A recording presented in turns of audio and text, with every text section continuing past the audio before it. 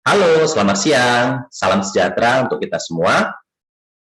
Assalamualaikum warahmatullahi wabarakatuh. Perkenalkan, saya Bayu Pratomo. Siang yang baik ini, saya akan memaparkan tentang teknik pengajaran yang saya lakukan di kelas-kelas perkuliahan saya. Siang ini, saya memilih salah satu mata kuliah yang saya ampu, yaitu Fisiologi Tanaman Kelapa Sawit. Sebelumnya, saya akan mendeskripsikan secara singkat tentang mata kuliah ini. Jadi, mata kuliah Fisiologi Tanaman Kelapa Sawit ini adalah mata kuliah yang mempelajari bagaimana tanaman kelapa sawit berperan dalam memanfaatkan energi sinar matahari untuk asimilasi karbon, bagaimana tanaman kelapa sawit mendapatkan dan menyebarkan nutrisi dan air, bagaimana tanaman kelapa sawit bertumbuh dan berkembang, serta bagaimana tanaman kelapa sawit merespon terhadap lingkungan sekitar. Untuk itu, pada mata kuliah ini akan mempelajari juga bentuk dan susunan bagian-bagian tanaman kelapa sawit, fungsinya, proses, serta mekanisme kerjanya. Ini ada tambahan deskripsi lagi tentang mata kuliah ini. Nah, jadi peranan mata kuliah ini dalam produksi kelapa sawit, ya. Kalau bicara produksi kelapa sawit, tentunya adalah tandan buah segar, ya, tandan buah segar. Nah, ada 3 poin penting yang akan dibahas dalam mata kuliah ini, keterkaitannya, yaitu tentang genetik. Genetik adalah tanaman, ya, tanaman kelapa sawit itu sendiri. Di situ akan berbicara betapa pentingnya penggunaan bahan tanam yang bersertifikat, bahan tanam unggul yang terseleksi, kemudian bagaimana lingkungan tempat tumbuhnya, kondisi iklim setempat, dan yang terakhir yaitu cultivate atau kultur teknis. Nah, dari 3 poin ini, peran penting yang akan dilakukan oleh mahasiswa nantinya setelah bekerja sebagai asisten kebun kelapa sawit atau mungkin mengelola kebun sendiri, yaitu pada kultur teknis ini. Nah, dapat dilihat di slide ini, daerah arsiran pertemuan dari ketiga poin ini, disitulah yang akan sangat berpengaruh terhadap proses fisiologi yang terjadi pada tanaman kelapa sawit. Jadi melalui mata kuliah ini mahasiswa akan mampu menjelaskan keterkaitan hal-hal sehingga tanaman kelapa sawit dapat berproduksi secara optimal nantinya, tentunya dengan dasar fisiologi yang baik. Itu deskripsi singkat tentang mata kuliah Fisiologi Tanaman Kelapa Sawit. Nah, dalam kelas-kelas perkuliahan saya akan melaksanakan pengajaran dengan 3 poin, ya, 3 poin DIA, yaitu delivery, interaction, dan assessment. Nah, pada poin delivery, strategi yang saya gunakan yaitu untuk bahan ajar saya menggunakan bersumber dari bacaan-bacaan yang tentunya bersumber dari internet, itu yang sangat mudah untuk diakses. Di dalam perkuliahan saya juga langsung memaparkan sumber-sumber yang kita gunakan. Kemudian saya juga akan mewajibkan textbook yang menjadi sumber bahan ajar yang saya sampaikan. Nah, yang kedua, yaitu saya melaksanakan yang namanya studi kasus. Ya, studi kasus ini bisa berasal dari sumber bacaan yang kami gunakan, atau mungkin kasus-kasus yang terjadi di perkebunan, baik perkebunan swasta, perkebunan negara, atau mungkin dari perkebunan rakyat. Nah, poin berikutnya itu tentang interaction.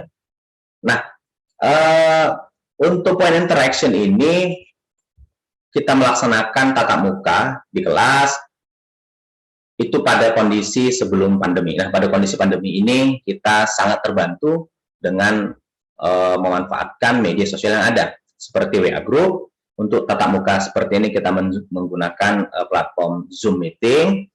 Kemudian untuk materi perkuliahannya di fakultas kita, di program studi kita, menggunakan platform Moodle yang diberi nama SPADA, yaitu sistem pembelajaran dari dalam jaringan.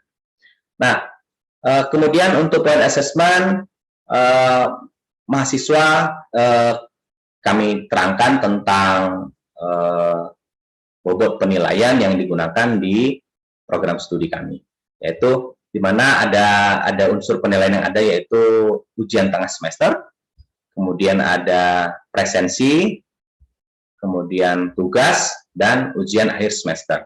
Bobot masing-masing, untuk presensi diberi bobot 10% dari keseluruhan total nilai, kemudian untuk tugas 20%, untuk ujian tengah semester 30%, dan ujian akhir semester 40%. Nah, akumulasi dari semua itu yang akan nanti menentukan mahasiswa dapat nilai A, B, dan seterusnya pada mata kuliah ini.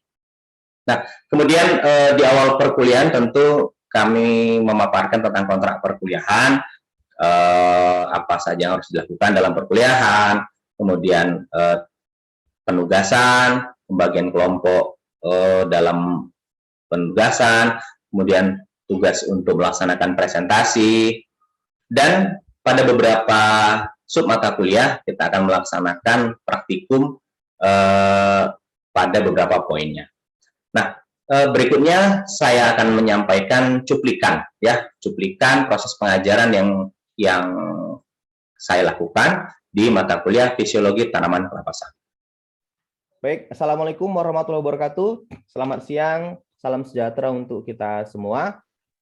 Semoga kita semua senantiasa dalam keadaan sehat walafiat ya. Di siang yang berbahagia ini kita akan melanjutkan perkuliahan kita pada mata kuliah Fisiologi Tanaman Kelapa Sawit. Ya, saya langsung share screen untuk kuliah kita hari ini, yaitu ini fisiologi perkembangan tanaman kelapa sawit.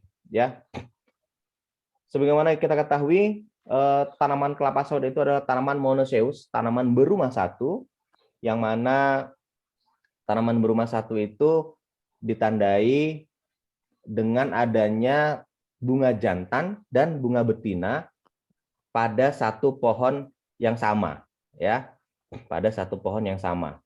Nah, pada tanaman muda kadang-kadang dijumpai bunga banci istilahnya. Bunga banci ini atau dia di satu rangkaian bunga itu, di rangkaian bunga betina itu juga muncul bersamaan bunga jantan di satu rangkaian bunga itu, atau bunga muncul dari ketiak pelepah daun, satu inflorescence karangan bunga, ya. Jadi di satu yang harusnya kan kalau bunga jantan di satu tangkai sendiri, bunga betina di tangkai yang lainnya gitu ya. Namun bunga banci ini muncul di satu tangkai yang sama. Namun ini kondisi yang jarang terjadi ya. Nah, kita kenal lebih jauh dulu. Bunga jantan kelapa sawit itu deskripsinya adalah seperti ini, di mana spikelet jantan panjangnya 12-20 cm, tiap bunga mengandung 600 sampai 120 butir bunga, menghasilkan serbuk sari atau polen 25 sampai 40 gram per tandan. Dia bunga jantan ini apalagi pada saat kondisi matang, dia memiliki aroma yang khas gitu ya. Dia lebih harum daripada bunga betina karena mengandung senyawa estragol ya, yang berfungsi menarik serangga penyerbuk yang akan membantu penyerbukan pada tanaman kelapa sawit. Nah, pelepasan serbuk sari berlangsung 2-4 hari. Nah, ini contohnya bunga jantan pada kelapa sawit, tanaman kelapa sawit yang sudah memasuki fase antesis ya, fase matang. Nah, ini sebagian sudah nampak mulai coklat warnanya. Kondisi yang full matang itu dia putih ya, putih semua. Ini kondisi benang sari di sini ya. Nah, ini adalah sketsa ya, saya bilang sketsa bunga jantan. Jadi ini saya perlu sampaikan, satu tandan bunga itu kita sebut dengan inflorensia ya. satu tandan bunga kita bilang inflorensia. Nah, misalkan kita ambil satu bagian di sini, nah ini diperbesar di gambar ini namanya spikelet, satu spikelet ya. Tadi di awal disampaikan bahwa spikelet jantan panjangnya 12 sampai 20 cm gitu ya, dan setiap spikelet itu mengandung 600 sampai 1.200 butir bunga jantan ya. Nah, kalau diperbesar lagi, tadi ini satu spikelet itu, nah seperti ini dia gambarnya ya, nampak di sini ya, kondisi bunga atau serbuk sari pada bunga jantan kelapa sawit. Nah ini tadi yang saya bilang, kalau kondisi full matangnya itu dia kondisi putihnya itu menyeluruh, ini kondisi yang sudah sangat matang dan siap untuk membuahi bunga betina. Jadi dalam satu rangkaian ini ada lebih kurang 100 sampai 250 spikelet dalam satu tandan bunga jantan, atau tadi kita sebut di situ dalam satu inflorensia di sini ya. Ini gambar real yang di lapangan diambil. Nah, tadi fase dia pelepasan untuk tandan itu mekar 2-4 hari. Nah, serbuk sari dari setiap tandan itu, jadi kalau dari satu tandan ini, satu inflorensia ini kita rontokkan atau kita gugurkan daun bunga serbuk sarinya seperti itu, rata-rata dia per tandan itu bisa diperoleh 25 sampai 40 gram serbuk sari. Ya. Nah, kita lanjut ke bunga betina. Lihat ya, perbedaannya cukup signifikan secara fisik bunga jantan dengan bunga betina pada tanaman kelapa sawit ini. Nah, ini bunga betina. Nah, sama ya, kalau untuk tandan bunga betina itu dia disebut satu inflorensia, kemudian ini satu spikeletnya. Nah, ini dia bagian kecil, paling kecil ya dari bunga betina itu. Kalau di bunga jantan kan ada benang sari, kemudian nah ini dia yang bagian bunga betina yang akan dibuahi ya oleh bunga jantan. Nah, ini deskripsi untuk bunga betina. Terdapat 125 sampai 200 bunga, artinya di sini spikeletnya ya, spikelet di satu tandan itu. Sama kalau tadi di slide awal disampaikan bahwa pada bunga jantan itu menghasilkan bau yang khas untuk menarik serangga atau kumbang penyerbuk. Bunga betina juga mengeluarkan bau yang khas, namun tidak sekuat aroma yang dikeluarkan pada bunga jantan. Nah, masa reseptifnya artinya masa suburnya itu 3-5 hari, warna kepala putiknya putih kekuningan. Jadi kok tadi di bunga jantan benang sarinya gitu ya. Ini di bunga betina ada kepala putiknya. Dan akan terjadi perubahan bunga menjadi warna ungu setelah berlangsungnya masa pembuahan. Jadi kalau bunga betina ini diserbuki oleh benang sari dari bunga jantan yang dibawa oleh serangga penyerbuk tadi, maka akan prosesnya berlangsung, akan terjadi perubahan warna dari yang tadinya warna putih kekuningan menjadi ungu gitu ya. Kemudian ya, ini tadi saya sudah singgung juga di awal tentang penyerbukan. Jadi ketika bunga jantan kelapa sawit itu matang gitu ya, prosesnya mulai mengeluarkan bau yang menyengat itu, yang khas tadi itu bau yang khas itu yang mengundang si serangga penyerbuk ini. Nah, serangga penyerbuk ini namanya Elaedobius camerunicus. Kalau kita orang kelapa sawit kita bilang ini si Ela ya. Ini sahabat kita, sahabat planters. Karena kalau si Ela ini nggak ada, akan sangat apa bahasanya ya, akan sangat terganggu proses penyerbukan dan ujung-ujungnya nanti ke produksi tandan buah segarnya ya.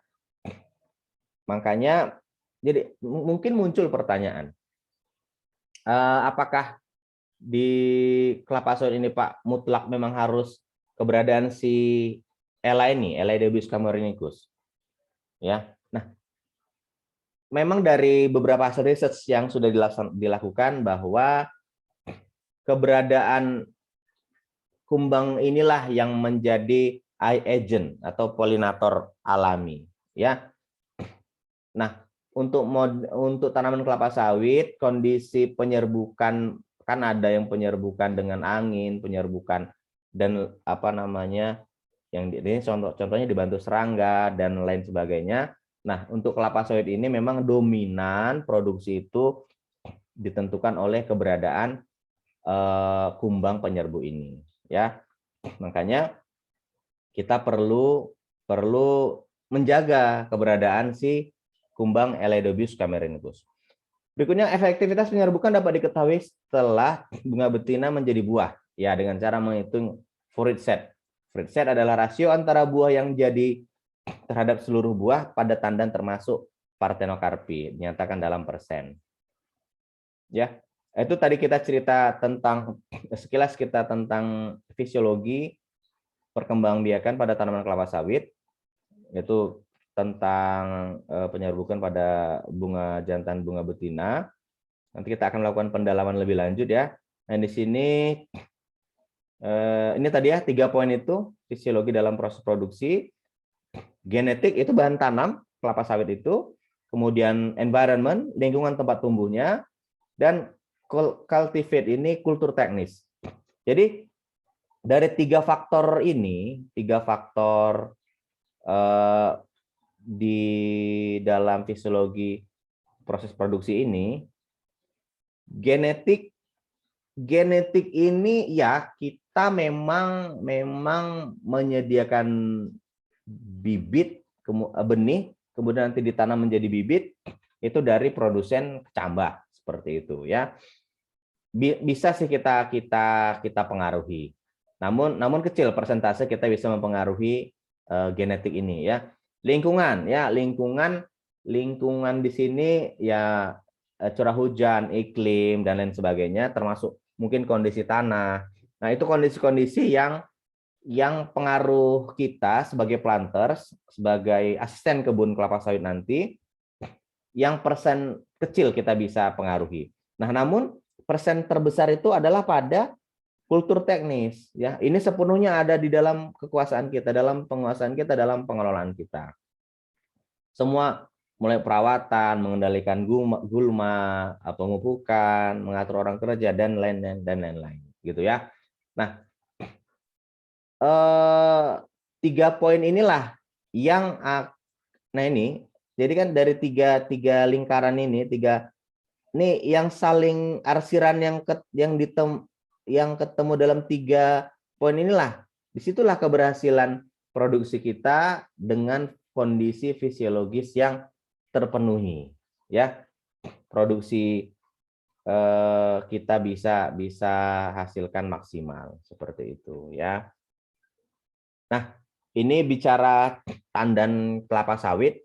Di sini sengaja saya tampilkan beberapa kondisi. Baik, ini mungkin ada yang bisa sharing ke kita semua di sini. Yang mungkin dari kebun, silakan mungkin kita sambil diskusi. Atau mungkin mau bertanya juga boleh. Silakan, teman-teman. Ini ada 3 jenis tandan ya. Yang hitam warnanya, di sini yang hijau, kemudian di sini agak putih seperti itu ya. Silakan.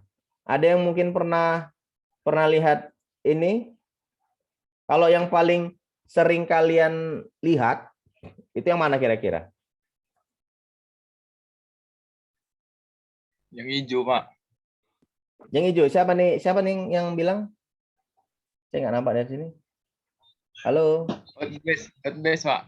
Hotbase, ya. Yang hijau kamu lebih sering lihat yang hijau ya? Halo Hotbase. Halo Hotbase. Hotbase. Bah, hilang dia. Yang lain, kira-kira yang lain? Ngelek. Halo. Halo, Pak. Nah, siapa ini? Saya nggak nampak yang bicara ini siapa. Hotbase, Pak. Kamu ini lebih familiar melihat yang tandan warna hijau ini di daerah mana ini kira-kira? Daerah pelosok. Daerah mana? Pelosok di daerah mana? Oh, dari Riau. Oh, Riau ya. Itu memang mayoritas tandan kelapa sawit ini yang seperti ini ya warnanya. Halo? Hotbase? Iya, Pak. Enggak semuanya lah. Kamu pernah manen? Manen langsung kondisi tandan yang begini? Pernah, Pak. Pernah ya? Yo, oke lah, bagus lah. Iya, Pak. Berarti tapi yang paling umum juga yang hitam seperti ini ya. Iya, Pak. Yang lain kira-kira? Nggak pernah, Pak. Kamu gimana Yoga? Karena dari daerah saya tidak ada sawit, Pak. Oh, kamu di mana rupanya? Brastagi, Pak, daerah dingin. Oh, Nggak bisa. iyalah. Artinya mungkin kalau yang warna hijau baru ini kamu tengok ya? Ketiga-tiganya, Pak, karena jarang ke Iya, kebun. iya. Baik, teman-teman yang lain silakan. Mungkin ada bisa sharing pengalamannya. Karena yang familiar ditanam di Indonesia ya, yang ini ya. Jadi kelapa sawit itu berdasarkan warna pada saat dia mentah itu dikenal 3 ya. Yang pertama itu ini dia nigrescens, niger, ya hitam dia warnanya. Kemudian virescens, ini yang hijau, diingat-ingat ya, virescens. Kemudian yang kondisinya seperti ini albescens, ya. Kalau memang sih agak jarang ya, agak jarang kita jumpai juga ya. Yang lain ada yang mau disampaikan mungkin pengalamannya juga seputaran ini tandan buah kelapa sawit ini? Silakan. Apalagi yang dari perkebunan ini ya, dari daerah Riau dan seterusnya. Ada nggak yang mau menambahkan? Tadi ada Hotbase, kemudian si Yoga, ya dia di Brastagi, lain lah pula di sana dominan sayur-sayur ya, bukan di Iya, kelapa Pak. sawit ya. Ada lagi yang mau menambahkan kawan-kawan? Yang saya biasanya hitam kemerah-merahan, Pak. Ya, berarti yang ini ya, ini kondisi mentahnya ya, hitamnya nigrescens ya. Ya memang yang familiar yang ini betul Ri ya, si Ari Angga ya. Oke. Ya, Pak. Baik, kita lanjut. Nah, ini ada yang mau nanggapin gambar ini? Nggak ada di sini. Ini gambar yang udah cukup lama ya. Ada di sini. Ini saya Gerondolan, Pak. ya betul brondolan. Tapi apa yang unik dari brondolan ini? Saya akan tunjukkan gambar berikutnya. Tidak ada biji, Pak. Nah, Ada juga. ini ya. Kemudian, nah ini ada yang ketemu seperti ini. Oke. Nah, ini yang kamu bilang tadi ya, Ari ya. Ya, Pak. Hitam, kemudian nanti dia seiring dengan matang dia akan berubah dari oranye ke cenderung agak kemerahan gitu ya. Nah, kalau tadi yang ini kita cerita dari warna saat dia mentah, sedangkan di sini varietas kelapa sawit berdasarkan ketebalan cangkang. Ya, ketebalan cangkang. Nah, yang pada gambar ini itulah dia varietas piscifera namanya ya, piscifera. Kita bisa lihat langsung ya di sini hampir tidak ada cangkang ya. Hampir tidak ada. Dia hanya punya membran yang memisahkan inti kelapa sawit ini dengan, nah ini yang kuning ini namanya mesokarp ya, atau daging buah. Ya, dia berupa serat-serat. Disinilah minyak goreng, disinilah apa namanya sumber minyak goreng kita itu, ya, yang akan mengalami proses lanjutan. Baik, nah ini gambar kedua. Nah ini nampak dia ini ya, nampak dia tempurungnya di sini atau kernelnya. Kernel itu inti yang dibalut ini ya, tempurung ini ya, cangkang kelapa sawit ya. Nah, untuk brondolan kelapa sawit yang seperti ini itu yang kita kenal dengan sebutan apa, varietas Dura ya, Dura. Ciri khasnya cangkangnya tebal ya. Yang ketiga, ini dia, Piscifera ya. Maaf, Tenera. Jadi tadi kita ulang, yang ini adalah Piscifera, ini Dura, nah ini Tenera. Nah, jadi Tenera ini merupakan apa namanya, perkecambahan ya. Maaf, penyerbukan ya, hasil dari penyerbukan bunga betinanya pohon berasal dari pohon Dura, serbu sarinya atau bunga jantannya berasal dari pohon Piscifera. Jadi ketika disilangkan maka akan menghasilkan Tenera. Tenera inilah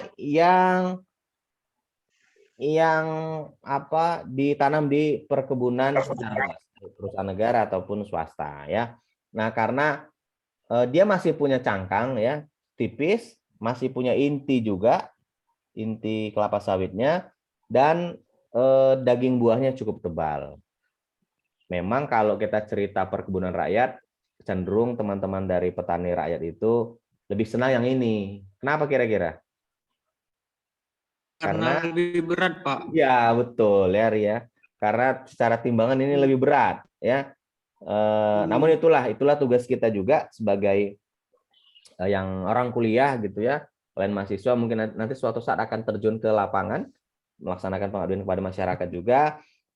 Kita berbagi ilmu dengan teman-teman di petani rakyat itu tentang ini. Namun ini pun bukan hal yang baru ya. Gitu pun kita akan bisa berkontribusi kepada petani kita. Nah, ini kita jadi tadi kalau dari warna ada tiga warna ini, nigrescens, fluorescens, albescens, kemudian ini dari sisi ketebalan cangkang ada Dura, Piscifera, dan Tenera. Baik, demikian cuplikan dari pelaksanaan pengajaran yang saya laksanakan di kelas fisiologi tanaman kelapa sawit melalui platform Zoom Meeting. Terima kasih.